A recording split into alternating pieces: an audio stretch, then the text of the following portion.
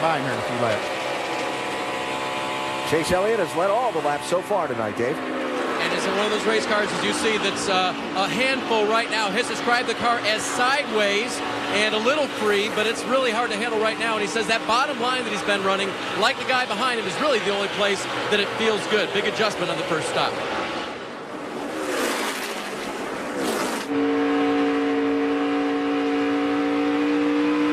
Check out the speed fall off. Pretty dramatic. And that pit window, 55 to 60, that's the fuel tank. Yeah. I promise you, these guys, they think the window's already been slammed shut. Yeah, there have already been some asking, is it time to pit, I'll assure you. So Kevin Harvick into 5. Started 8th, dropped back a couple of spots, then moved his way to the front, and now he's the second leader of the race, Vince. Well, no issues for Harvick whatsoever. In fact, back at lap 15, they came on the radio and told him he was 3 seconds faster, 0.3 of a second faster than the leader. So it was just a matter of time until Harvick negotiated the traffic and made his way through. Says the car's a little bit free, needs it to be tightened up. He said, but nothing drastic. It's not bad. And as you watch him go around the track, you can see it's pretty secure, especially compared to some of the others we've seen tonight. Not only secure, Vince, but look at this number right here. We've got the thermometer inside Kevin's car. 123 degrees Fahrenheit inside that machine while he's working that hard. Does it feel that hot in the car? No, hotter than that, actually. I mean, but it is. And it actually, if you took that thermometer that's right beside him there, that's getting a lot of air right there. If you put it down closer to the floorboard, where these floorboards are 250 degrees or more, you would see an even higher temperature than that. And that's more of what the driver is getting when it comes off of that. But, yes, extremely hot in there. These guys are going to lose a lot of fluid tonight, a lot of weight, and they'll have the ones that are racing tomorrow have to rehydrate themselves for that. Don't tell me they're not athletes. Absolutely. Working hard, but having the most fun so far in this race. Kevin Harvick out in front, second leader tonight here in Atlanta in the Great Clips 300.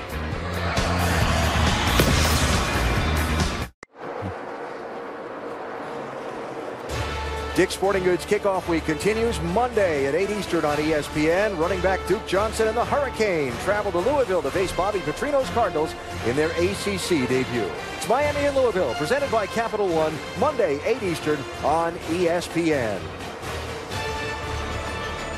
Huge day of college football, actually huge few days of college football already. We'll continue tomorrow and on to Monday. And here in Atlanta, huge weekend of NASCAR racing. The NASCAR Nationwide Series opening the weekend doubleheader. Kevin Harvick out in front.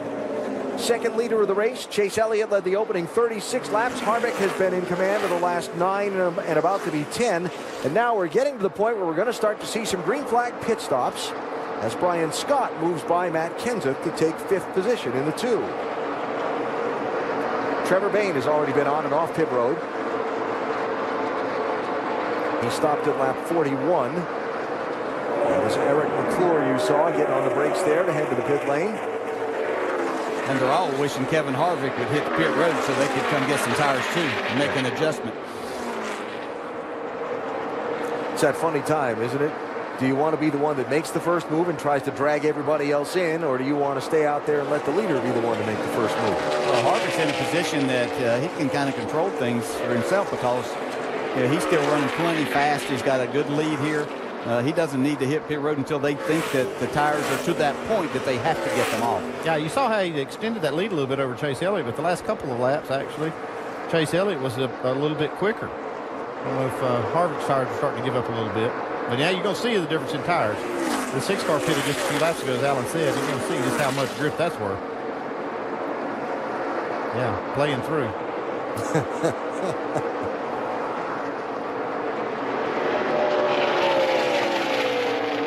Unfortunately for Trevor Bayne,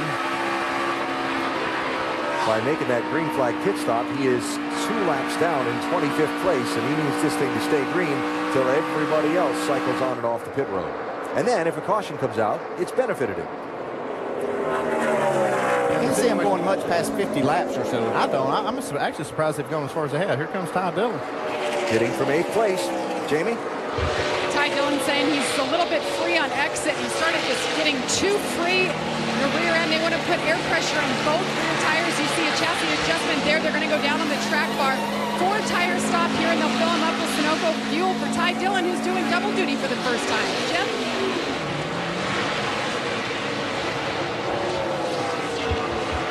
There's Chris Buescher right now. Chris Buescher's main complaint is he's free on the corner off.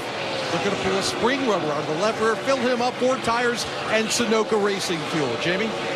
Dylan Kwasniewski in, he too saying he is loose. They're going to make a track bar adjustment here. A 4-tire stop coming off of one of the best races he had. He didn't have the result to show for it, but he feels like he's learning. His first time here in Atlanta, there is a huge adjustment on the rear. And meanwhile, the 22, and they're working there on the left side, taking an extended pit stop, 18 seconds for Dylan Kwasniewski. We're on board the 22, Joey Logano.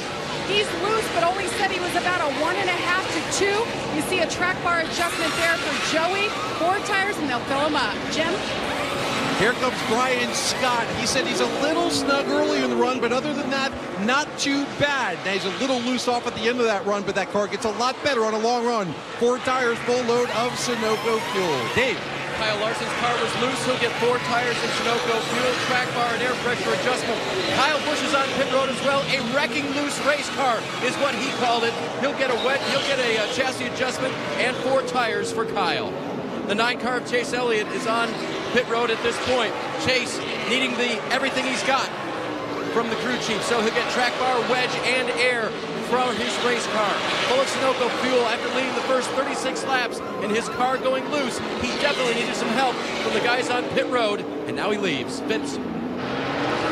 There's the leader, the man that comes from the track leading the race, and that is Kevin Harvick on the right-hand side of your screen. He won this race a year ago driving for RCR. Another really good car, again, this time for Dale Earnhardt Jr. Harvick with a solid effort tonight. Car is really good, a little bit free. They're going to go round down on the track bar. Air pressure adjustment, 4 tires and Sunoco fuel.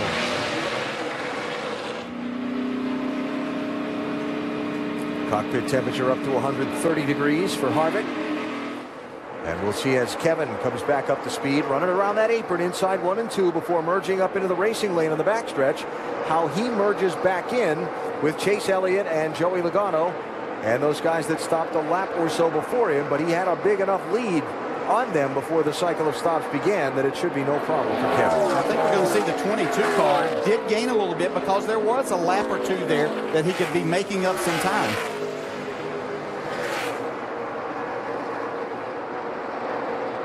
So there's the gap now. Harvick to Logano. After the first set of pit stops are complete. We're through a quarter of the distance tonight here in Atlanta. Caution free to this point. Kevin Harvick in command. Joey Logano hot on his tail.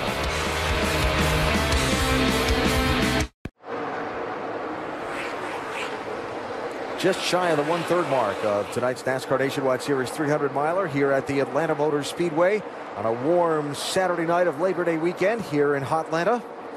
And Kevin Harvick is the race leader of the Great Clips 300. Don't forget NASCAR.com/RaceBuddy has enhanced race action tonight from here in Atlanta Motor Speedway. Check it out. We are checking out the weather situation. Mentioned that there were some showers in the area. There's a look at where we are and what's around us. You see some things building, but breaking up at the same time.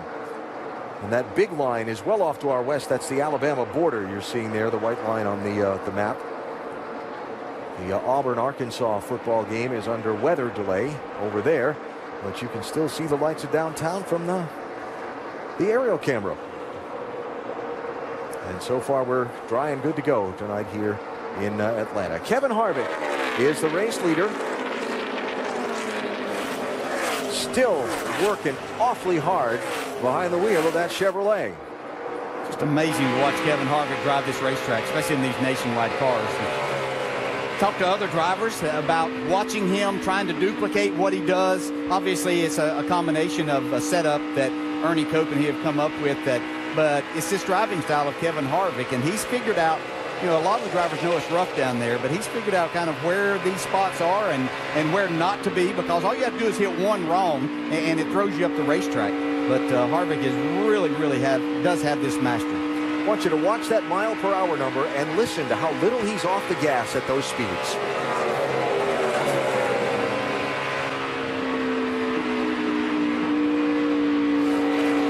eye here right there is just how he's using that throttle. He's getting back to it just a little bit at that certain point just to keep the car pulling a little bit. He's not going hard down on the mat on the throttle. Yeah, at other places that we may have seen throughout the year, Michigan, with all the grip that it has, when they go back to the throttle there, what little they were out there, it was wide open back. But here it's really bringing out the talents of these drivers, the ones that do well, know how to work the throttle and be easy on their tires, but get the speed out of the car at the same time. You see him just working that throttle. It'd be easy just to go down on the mat and hold it, but this track just won't accept that, especially after they put a few laps on the tire. Yeah, it wouldn't for many laps anyway. You would find yourself in real trouble. We talked about Trevor Bayne short pitting earlier, stopped at lap 41 when Kevin Harvick stopped at 52. How would that help? Well, for a little while it gained the 6, but now he's just gone a lap down. Yeah, after he came back out and had those laps and was running the faster lap times as everybody else stayed out there for another 10, 11, 12 laps, he was able to make some time and get himself up inside the top 10, but now he's paying the price for that. Yeah, if the caution comes out after everyone else makes their stop, he's made that early one, he's gained a lot of time. Here, bud. You can do it. But if it runs a full cycle, you have to pay the price at the back end, like you said.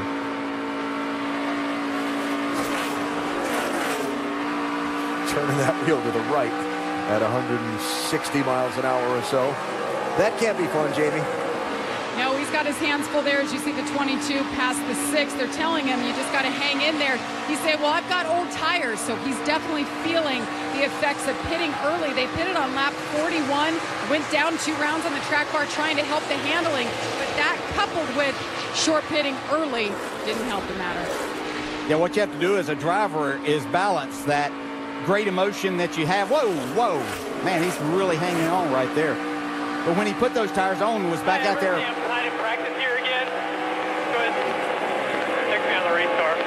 He was back out there passing everybody and feeling like he was Superman at that time. Now you got to manage that with this, where you feel like you can't drive right now. He can't really drive this race car the way that it is.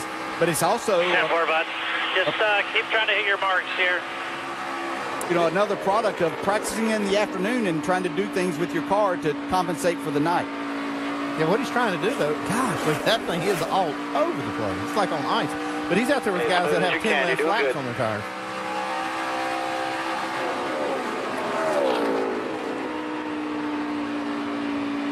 Such a frustrating place, and look at that. The car is not driving very well. Look at that. My goodness. Well, I mean, he's going to have to get in here. If they go even what they did the first time, they went 40 laps, and then so he's got 12 more laps to do that. But if you want to break the race up by the fact that you can only change tires 4 times by rule, you've got to go 40 laps on a set of tires. So he really can't hit again until lap 80 or so, and he's either going to have to ride it out or they'll have to make it up somewhere else later in the race. Or he's going to be on a wrecker hook. Well, the way that thing looks. There is that.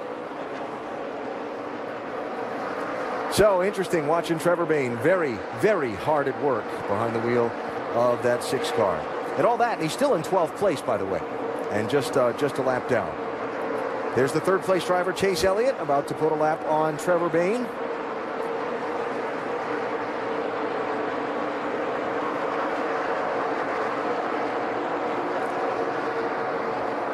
'60 Chris Buescher has just passed Bayne for position, so Buescher the lead of the 4 cars in line there. By the way, while he's on the screen, Jeffrey Earnhardt in that 4, although he's a couple of laps down already, tip of the cap to him. Best career finish in a Nationwide Series race last Friday night in Bristol, Tennessee. Yeah, we had so much going on up front. We couldn't get back to that point of talking about that, but he did a great job in getting that finish. So a lot of people struggling in a caution-free race to this point, down to just 9 cars on the lead lap. Kevin Harvick setting a really quick pace. Downtown Atlanta. The tall buildings, with the sun setting, and just to the south of town, the Atlanta Motor Speedway defying the darkness with the bright racing lights, all lit up around this massive 1.5-mile track, and the first yellow flag out in the Great Clips 300. A race that saw Chase Elliott start on pole, lead the opening segment of the race, then Kevin Harvick went by him and has led to this point. Now the first yellow flag for debris on the back straightaway out in this one, and it's going to bring everybody to pit road